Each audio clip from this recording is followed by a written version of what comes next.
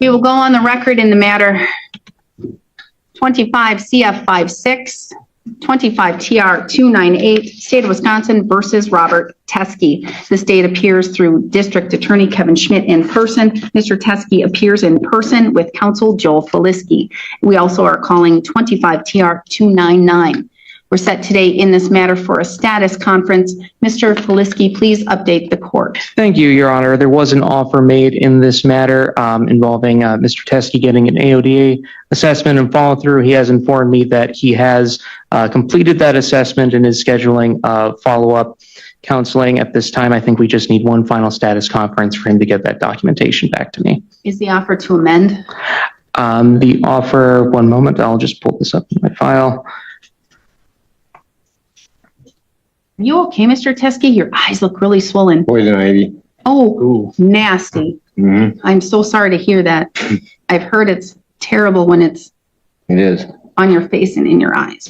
I have the offer here, Your Honor, is to complete an AODA assessment prior to pleading out. The plea would then be amended to possession of amphetamines, a misdemeanor, I believe, for costs, dismissing reading in the paraphernalia charge and the traffic tickets. All right, thank you. So, Mr. Tesy, I'm going to give you one additional status. Hopefully, you'll be able to complete all that you need to complete by that date and time. Hopefully, your poison ivy in your eyes will be taken care of. I'm so sorry. Make sure you doctor with that. It's very serious. I get it every year. Not in your eyes, though. Oh my goodness. So I'll give you one more status. Hopefully it'll be taken care of. What I'm going to do, Mr. Feliski, I'm going to schedule it in a different time where if he's done all of his things, we can just take care of it that day. Okay? Certainly. Does that work, Mr. Tesy? Yep. Your Honor. I can do September 22nd, either at 9:45 or at 11:15. Either time will work for me. Mr. Tesy, do you have a preference? Okay. Why don't we? 45. 45. September 22nd, 9:45. You can come get your notice and then you're free to go.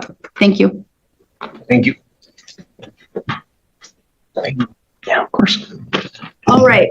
I appreciate your patience too, Ms. Annabis. Are we live streaming on YouTube? Because I think my client would prefer not to be live streamed on YouTube. If that's an option. Which case is this? Not an option. Only in family matters. Lance Schaff. Probation review. We will go on the record in the matter 13 CF 06, 13 CF 168, State of Wisconsin versus Lance Schaff.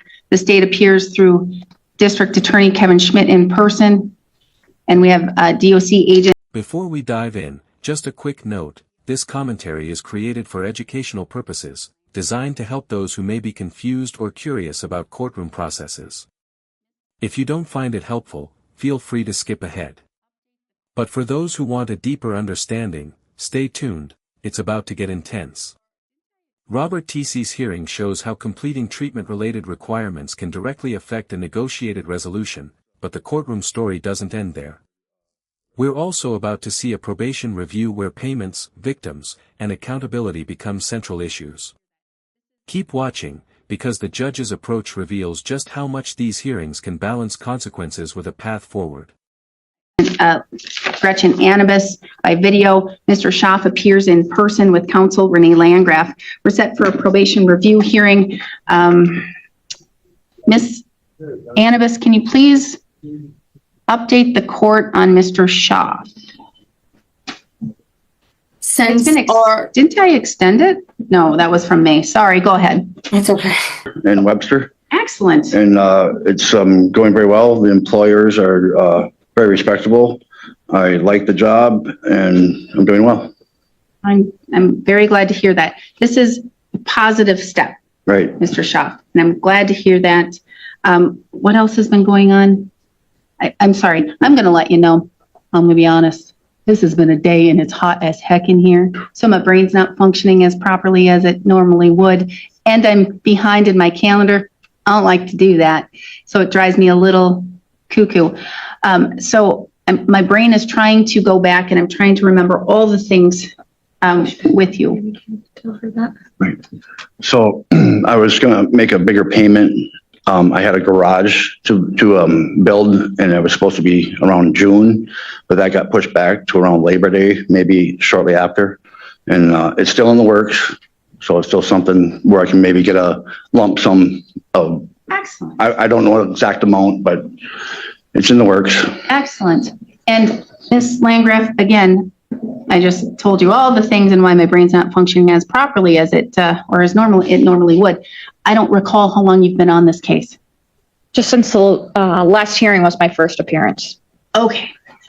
So there's always an option later and down the road if there's an ability to pay some kind of bigger lump sum. Again, statute says we have to get the victims involved and do the victim impact kind of deal. That's an option, and that's something, especially considering these are old cases, and I'm sure there's positives for you, there's positives for the victim, and all of those things, and we can have a joint hearing. And at that's a time where we don't have to stream or do anything, because that's more of a victim and Mr. Shaw.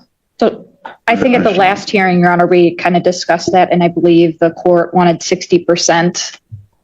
Well, it's not, again, I can't say what percent it could be. I can give an idea. Victims can say, I'm willing to waive it all, or I'm only looking if you can do 25%, something like that. That's why it would need to be a victim, Mr. Schaff kind of deal. But there needs to be a probability that a bigger payment can be made so that we can see if we can bring the parties together to do that. Okay. Okay. And so when I threw out 60%, Ms. Landgraf, that was just me throwing that out. Again, I don't know. The only people who can, I have final waiving it, but the only people who can give an idea would be the victims. Okay. And my focus is to get this resolved, and I am sorry for what has happened. You're doing what you need, what you're doing. You're putting steps in place right now, and I'm very glad to see that. So it's one more step and to move forward. So you said September is when you're looking for? Hopefully around after Labor Day shortly. If that changes, we can let you know, but we're trying to get that going. Okay, so keep in contact with Ms. Landgraf. She can update the court. I can set something now if you want to set something now for later in the fall. Maybe November? What? Like in November, 1st of November, somewhere in there? How did you know? That's exactly where I just went. I mean. That's my calendar right now. I can do November 3rd at 1, if that works for you, Ms. Landgraf? Yes. Okay, November 3rd at 1, we'll get an update of where you are, and hopefully you'll be in better standing. Right. And then we can know how we're going to go and move from there, Excellent. okay? Okay, Glad to hear everything's going well, Mr. Shaw. thank you. Okay, anything else, Ms. Annabis? I don't think so, Your Honor. All right. Thank you so much. Again, I apologize. Thank you for being so patient, especially in this heat. All right, thank you. This is where the hearing gets more complicated. The judge is making clear that a specific percentage cannot simply be imposed without considering the victim's positions. The earlier 60% figure was only an idea, not a final requirement. The important question now is whether Shaw can realistically make a larger payment and whether the victims are willing to participate in a resolution. That makes this less about a simple number and more about finding a workable agreement.